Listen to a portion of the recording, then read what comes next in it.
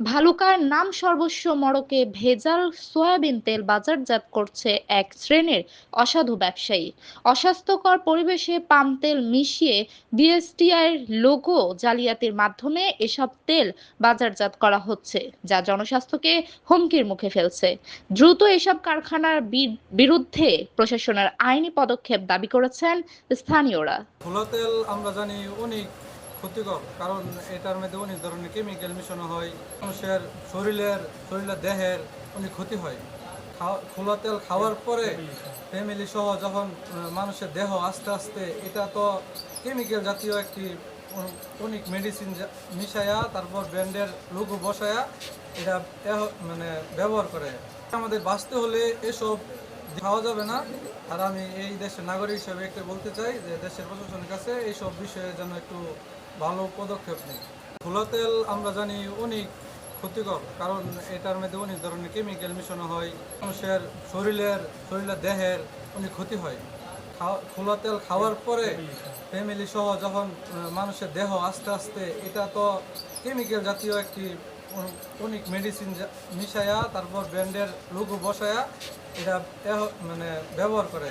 আমাদের বাঁচতে হলে এসব খাওয়া যাবে না। আর আমি এই দেশের নাগরিক হিসেবে একটা বলতে চাই যে দেশের প্রশাসনের কাছে এইসব বিষয়ে যেন একটু ভালো পদক্ষেপ নেই।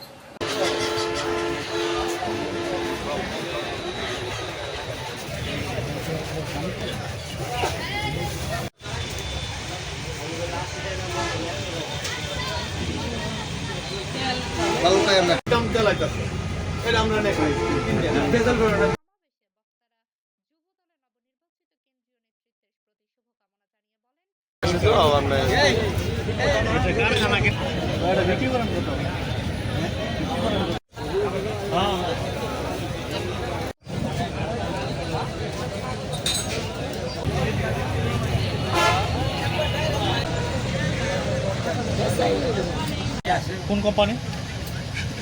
এই কোম্পানি পুষ্প ভরণী 100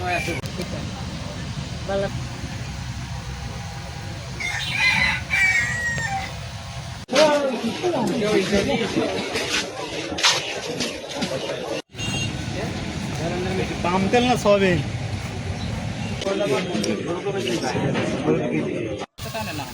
বাজার ভাঙানা।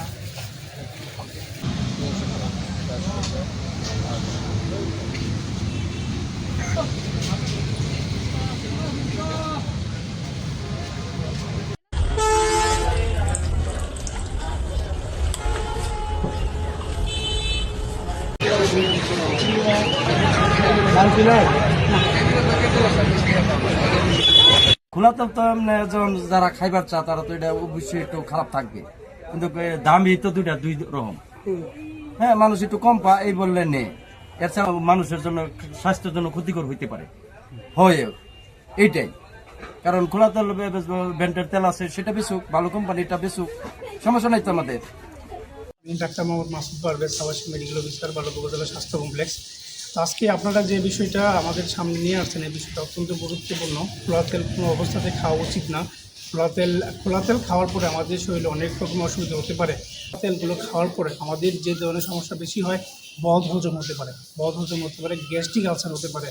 তারপর হচ্ছে ইমিডিয়েট তাৎক্ষণিক যে একটু ইমার্জেন্সি কন্ডিশন আমরা রোগীগুলো পাই ইমার্জেন্সিতে, সেখানে সে অতিরিক্ত পেট ব্যথা নিয়ে আসতে পারে। সেক্ষেত্রে আমাদের লিভার অপচয় দিতে পারে। তার ischaemic heart disease, hypertension এই টাইপের রোগের মতো কঠিন রোগ তার হয়ে যেতে পারে। এবং সাময়িকভাবে আমরা দেখি অনেক সময় খোলা তেল খেয়ে ইমার্জেন্সিতে অনেক কেস চলে আসে, তার প্রচুর পরিমাণে গ্যাসের সমস্যা হচ্ছে, প্রচণ্ড পেট ব্যথা হচ্ছে। তাই আমার আসলে সবার প্রতি আহ্বান থাকবে যে খোলা তেল ডিরেক্ট না খেয়ে প্যাকেটজাত বা উন্নত মানে একটু কোয়ালিটি সম্পন্ন তেল বা একটু ব্র্যান্ডেড তেল ইউজ করলে সেটা আমাদের স্বাস্থ্যের জন্য খুবই উপকারী। ইতিমধ্যে গত 17/5 তারিখে একটা নিরাপদ খাদ্য আইনে জরুরি তেল নামে একটা ব্র্যান্ড, ওইটা আমরা আদালতে মামলা দায়ের করছি আমি। আর অন্যগুলো আমরা খবর নিতেছি, আমরা এগুলা ধরার সাথে সাথে আমরা আইনি ব্যবস্থা নিব। আর বিএসটিআই এর বিষয়টা, এটা আসলে বিএসটিআই কর্তৃপক্ষ বলতে পারবে। এখানে আমাদের নিরাপদ খাদ্য কর্তৃপক্ষ এমন কোনো লাইসেন্স দেয় না যে তারা এই তেল বানাইতে পারবে, উৎপাদন করতে পারবে, এমন কোনো সুযোগ নেই। আমরা ব্যবস্থায় আমরা তো আমাদের কাজটা একটা, আমরা তো জরিমানা করতে পারবো না। আমাদের কাজ হচ্ছে আমরা এটা নিরাপদ খাদ্য আইনে সংশ্লিষ্ট ধারা এবং মামলা দেবো আদালত। আমি কোনো এগুলা বেজাল পাওয়ার সাথে আমি কোনো ছাড় দিই না, দিব না। আমাকে যদি কোনো অভিযোগ আসে বা আমরা তথ্য পাই, তৎক্ষণাৎ আমরা এগুলো ব্যবস্থা নিই।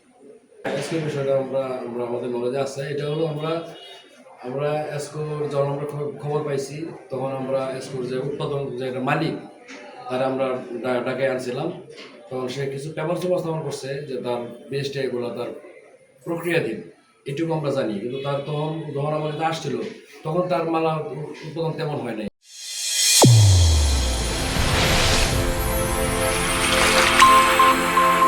চ্যানেল A1 হৃদয় রেসপন্স।